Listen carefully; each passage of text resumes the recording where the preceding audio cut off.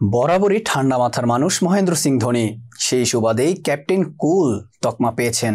দীর্ঘ ক্রিকেট কেরিয়ারে খুব কম সময়ে তাকে মেজাজ হারাতে দেখা গেছে, কিন্তু 23 এপ্রিল মঙ্গলবার লখনৌ ম্যাচে রেগে আগুন ধোনি, যে মুহূর্ত ক্যামেরাবন্দি হয়ে ছড়িয়ে পড়েছে সোশ্যাল মিডিয়ায়।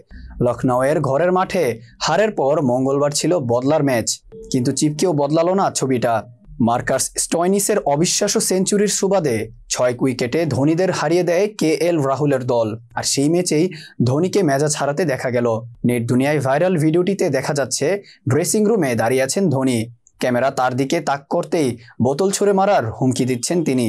জানা যায় চেন্নাইয়ের ইনিংসের সময়ে ক্রিজে তখন ব্যাট করছিলেন অধিনায়ক ঋতুরাজ গায়কোয়াড় এবং শিবাম দুবে। পার্টনারশিপ তৈরির চেষ্টায় ছিলেন তারা।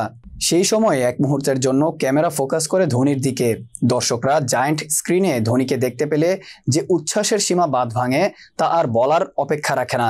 চোখের সামনে ধোনির উপস্থিতিতে শব্দের মাত্রা রেকর্ডের পারদ ছুঁয়ে ফেলে, ফলে চিত্রগ্রাহকরাও সমর্থকদের মুখে হাসি ফোটাতে সদা তৎপর।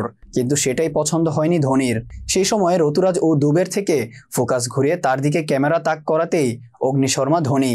বোতল ছুঁড়ে মারার ইশারা করেন তিনি, যে ভিডিও এখন সোশ্যাল মিডিয়ার চর্চায়।